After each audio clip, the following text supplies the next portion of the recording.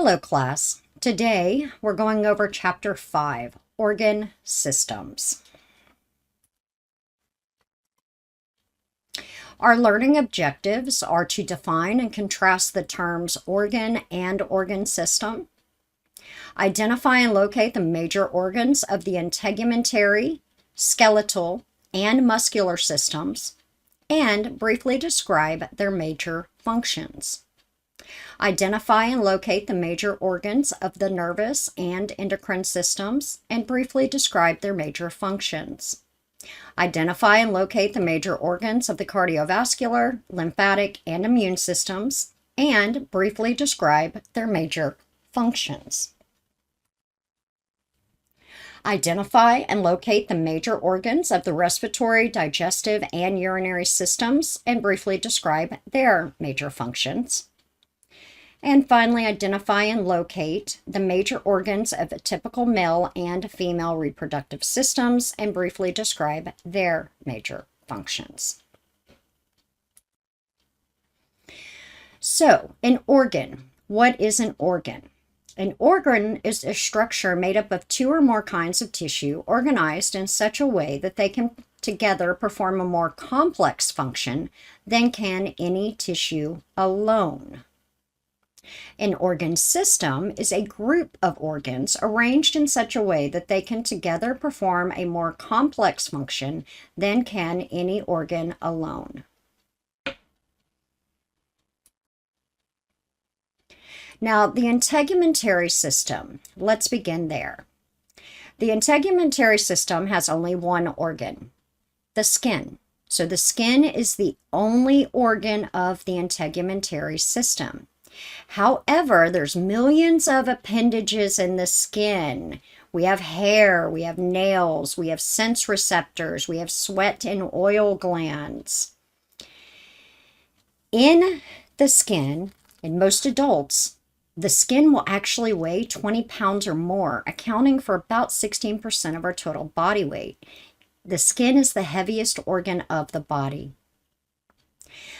The primary function is protection. The skin protects underlying tissue against invasion by harmful bacteria, bars the entry of chemicals, and minimizes the chance of mechanical injury to underlying structures. In addition, the skin regulates body temperature by excreting sweat and controlling blood flow and therefore heat loss at the body surface. And it also synthesizes important chemicals such as vitamin D and functions as a sophisticated sense organ for temperature, touch, pressure, pain, vibration, and more. So again, its functions is protection, regulation of body temperature, synthesis of chemicals, and it is a sense organ. Now, its primary function is protection, but it also regulates body temperature by helping send messages that control our blood vessels to contract or to dilate, and it synthesizes important chemicals such as vitamin D. Now, the skeletal system. The skeletal system is made up of bones and joints. Functions are support, movement with joints and muscles, storage of minerals, and blood cell formation.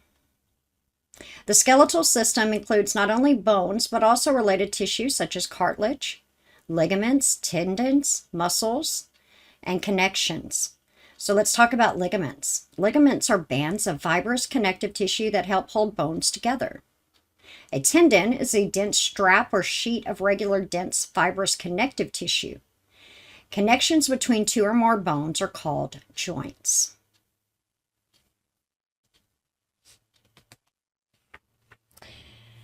So, ligaments hold bones together. Tendons help with bone to muscle.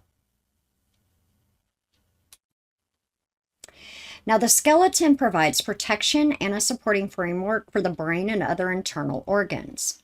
The formation of blood cells in the red marrow or red bone marrow of certain bones is another crucial function of the skeletal system. Now, the muscle system or the muscular system. This is made up mostly of skeletal muscles. They can be voluntary or striated muscles. These contract when stimulated by conscious nerve regulation. In other words, we can voluntarily stimulate these muscles. For instance, if you take your arm, like you're going to show off your bicep muscle, like Popeye, that is a voluntary movement. And those are striated muscles. Now we have involuntary muscles or smooth muscles. These contract when stimulated by unconscious nerve regulation. We cannot control these.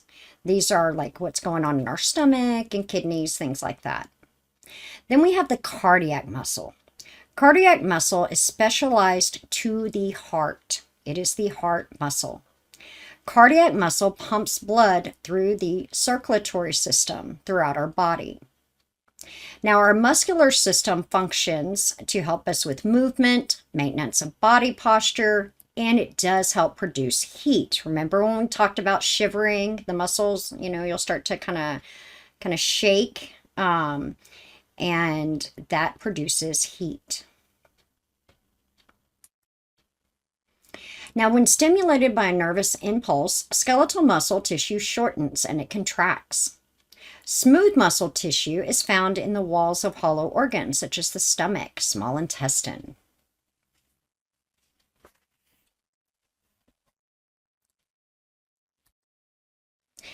Now let's talk briefly about the nervous system. The nervous system consists of the brain, spinal cords, nerves, and sense organs. The functions of the nervous system is communication, integration, control, and recognition of sensory stimuli. So again, its functions are communication, this is to and from body organs, integration of body organs and body functions, control of body functions, and recognition of sensory stimuli. So it detects and interprets any sensory stimuli that comes in. The nervous system functions by a production of nerve impulses caused by stimuli of various types. The control is fast-acting and of a short duration. Now, the brain and spinal cord comprise the central nervous system, or the CNS. The functions of the nervous system are performed by signals called nerve impulses. The cranial nerves extend from the brain, and the spinal nerves extend from the spinal cord. The cranial and spinal nerves and all their branches make up the peripheral nervous system, or the PNS. Elements of the PNS can recognize certain stimuli such as heat, light, sound, pressure, or temperature that can affect the body. This is an example of our nervous system. So you can see the CNS, the central nervous system, in green. This consists of the brain and the spinal cord.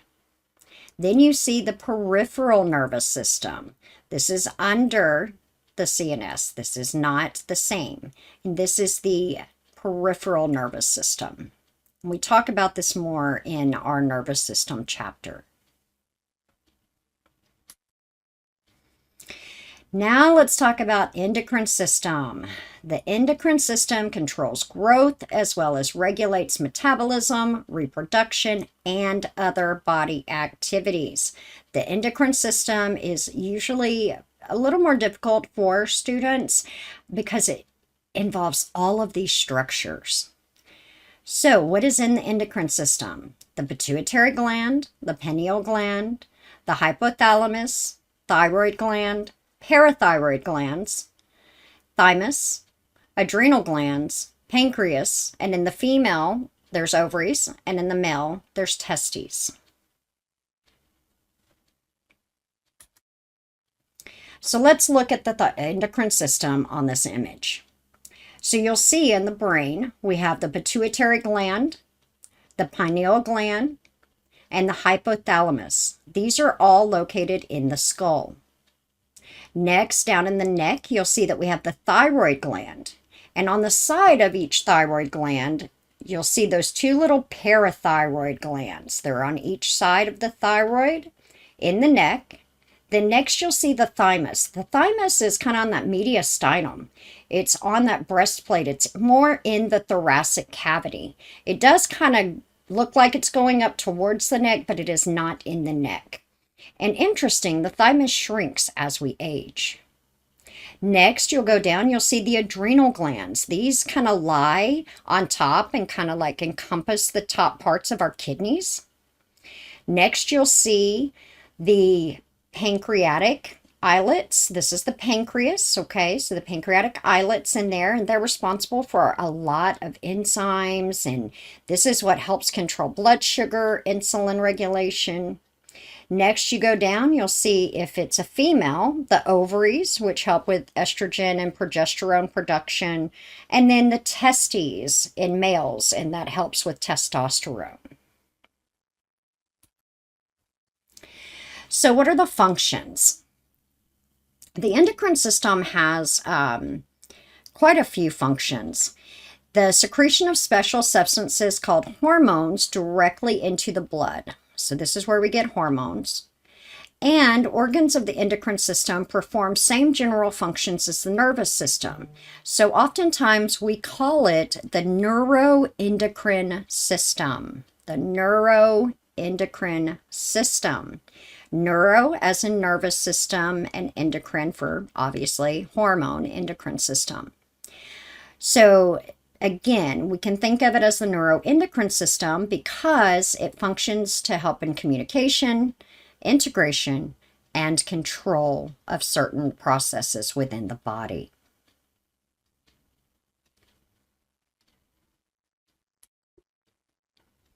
Now, the control of the endocrine system is slow and of longer duration. Some examples of hormone regulation are growth, metabolism, reproduction, and fluid and electrolyte balance.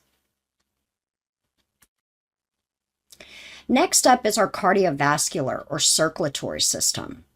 The structures that make up the cardiovascular, the circulatory system, is the heart, and then blood vessels. And blood vessels are broken down into arteries, which is away from the heart, veins, which go towards the heart, and they have little valves, and then capillaries, which are little microscopic vessels.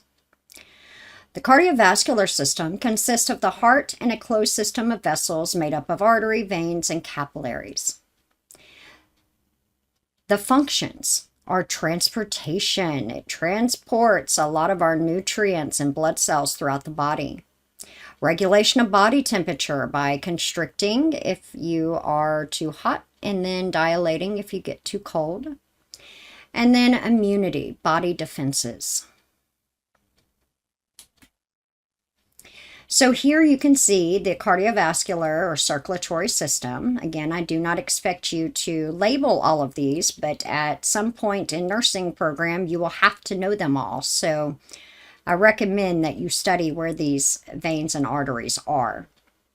So what's the deal here? Well, we have all this for transportation, right? We need to transport continuous movement of oxygen and carbon dioxide, which is what we breathe out. We breathe oxygen in and carbon dioxide out. We need to get our nutrients, all of our vitamins and minerals everywhere. Hormones that have been released into our system need to get to their target organs, and then there's other substances made up in there. The cardiovascular system also helps regulate the body temperature, as I mentioned earlier. So as you can see, there's a lot of arteries and veins. So you have our subclavian artery that's up by the shoulder. Then it goes in towards the middle. You'll see that superior vena cava vein. Then you can see that we have a subclavian vein also. The aorta, that is a major artery that comes off the heart, and it goes all the way down through the abdomen, and it actually what we call bifurcates. So it branches off into two big vessels that go all the way down, goes into the common iliac artery that eventually becomes the femoral artery and popliteal artery. Then we've got our femoral vein coming back up towards the heart. So you can see, and then we also have the inferior vena cava, which is inferior to the heart. So superior vena cava is the vein that is above the heart, and the inferior vena cava is the vein below the heart. So again, it is important to know these because we do discuss these a lot in nursing school, not to mention that when we take a pulse, we're actually feeling the heartbeat in an artery over a pulse point. Now let's talk about the lymphatic system. This is made up of lymph nodes, lymphatic vessels, tonsils, thymus gland, and the spleen. The functions of the lymphatic system are transportation and immunity, or the body's defense. Now, lymph nodes and other lymphoid structures act as small little filters that trap and destroy bacterial and cancer cells, as well as other debris. The lymphatic system is composed of lymphatic vessels and lymphatic organs. The lymphatic organs include lymph nodes, tonsils, thymus, and spleen. The lymphatic vessels are filled with lymph. Lymph is this watery fluid. And you can see here where these little pea-sized lymph nodes are in green and that vast lymphatic vessels that go out throughout the body. Notice your tonsils, your thymus, your spleen, and there is some red bone marrow function within our lymphatic system that we talk about later. Now, immune system. So the immune system is basically all of the body's defense systems. We've already talked about one, which is skin, right? That is our first line of defense, is intact skin. And there are many other body defense systems that we talk about more in depth in the future. Now, the functions of the immune system are to protect from disease-causing microorganisms like bacteria and viruses and fungi, and also any harmful toxins. It helps us react appropriately to irritants and injuries. And also, the immune system is composed of protective cells and various types of defensive protein molecules. We have stuff called antibodies and complements that produce chemical reactions that help protect the body from many harmful agents. Now, the respiratory system. This is made up of the nose, pharynx, which is the upper respiratory. Then we go into the larynx and then down into the lower respiratory, which is the trachea, the bronchi, and the lungs. The trachea is kind of the windpipe, and then it goes down into the bronchi, which kind of looks like upside down trees that go inside our lungs. Together, these organs facilitate the movement of air into the alveoli, which are the small little areas in the lungs that exchange oxygen and carbon dioxide, or gases. So carbon dioxide is carried to the lungs by the blood so that it can then be eliminated and filtered out by breathing it out. Functions of the respiratory system are exchange of waste gas, which is carbon dioxide, and for oxygen to be taken in when we breathe in. Again, to get rid of the waste gas, carbon dioxide, and to take in the one we need, which is oxygen, we have to have this occur at the alveoli in the lungs. Another function is to warm and humidify or moisten incoming air, filtration of irritants from what we breathe in, and regulation of something called acid-base balance within our body.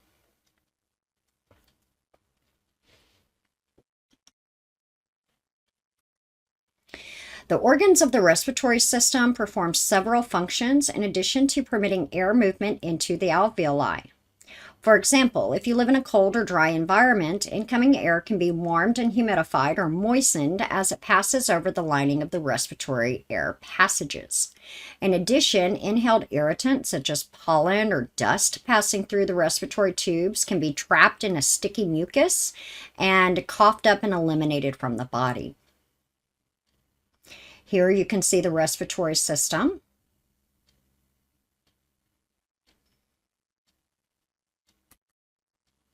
Next, we have the digestive system.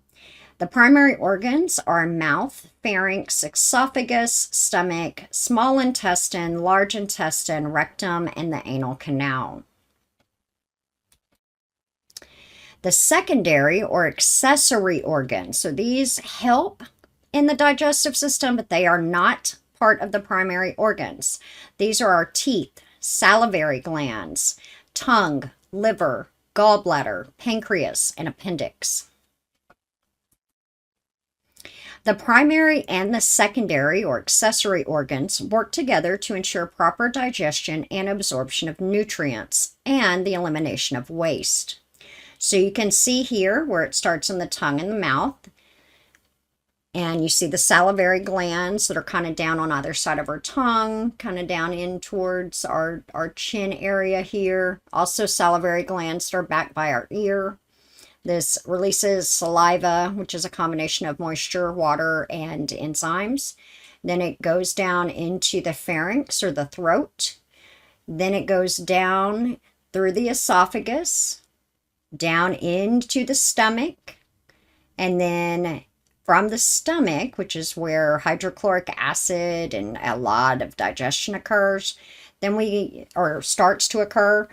And then we've got our pancreas, which throws in a lot of different enzymes to break down food. The liver, which is responsible for making bile to break down lipids or fats. The gallbladder stores bile. Then you go all the way down and you can see where it dumps off into the large intestine or into the small intestine, which eventually ends up in the large intestine, comes out our rectum and through the anus. So this gives you a good breakdown of the digestive system, which we will learn about all these different organs in the digestive chapter. Now, the digestive system has its own functions. First of all, there's mechanical and chemical breakdown or digestion of food. Mechanical is like the salivary glands, the chewing, things like that. Chemical breakdown is when we start talking about enzymes, things like that. It also is responsible for absorption of our nutrients, our vitamins and minerals and water. And undigested waste product that is eliminated is what we call feces. Now, the appendix, structural but not a functional part of the digestive system. And inflammation of the appendix is known as appendicitis. Anytime you see itis, I-T-I-S, at the end of a word, that is inflammation or infection. So inflammation of the appendix is appendicitis. Now let's talk about the basics of the urinary system. It's made up of kidneys, ureters, urinary bladder, and the urethra. Functions of the urinary system is basically it's going to filter out metabolic waste. It's involved in fluid and electrolyte balance and also acid-base balance. So again, it clears out or cleans blood of waste products. Waste products are then excreted from the body in what we call urine. Electrolyte, fluid and electrolyte balance, water balance, which is that fluid part of the fluid electrolyte balance, acid-base balance, and in males, the urethra has urinary and reproductive functions.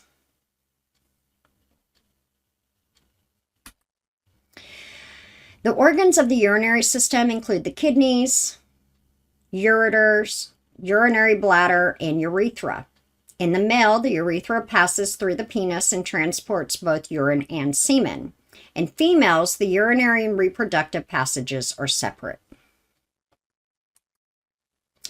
Now let's go into the basics of the reproductive systems.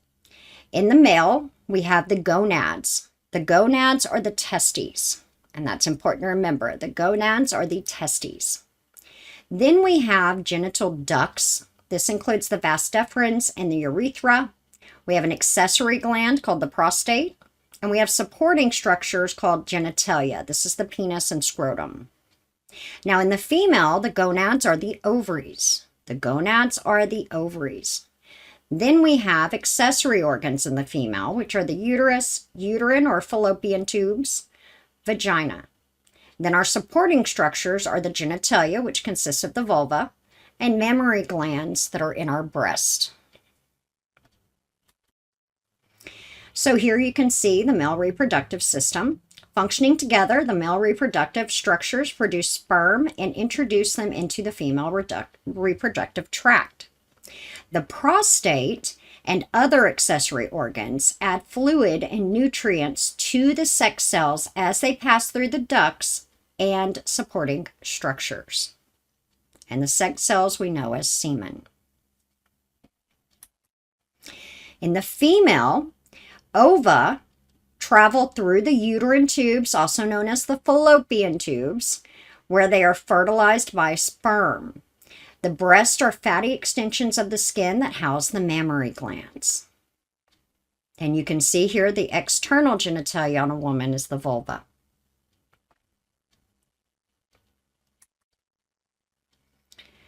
Now, the reproductive system functions. First, it's the survival of our genetics, our genes. Then production of sex cells. In the male, this is the sperm, and in the female, this is the ova. Transfer and fertilization of sex cells. Development and birth of offspring in the female. Nourishment of offspring, and production of sex hormones. The body as a whole. So focus on how each system and its organs relate to the body as a whole. Homeostasis explains how the body maintains its relative consistency, constant environment. And no one body system functions entirely independent of others. They all kind of work together. And this ends chapter 5.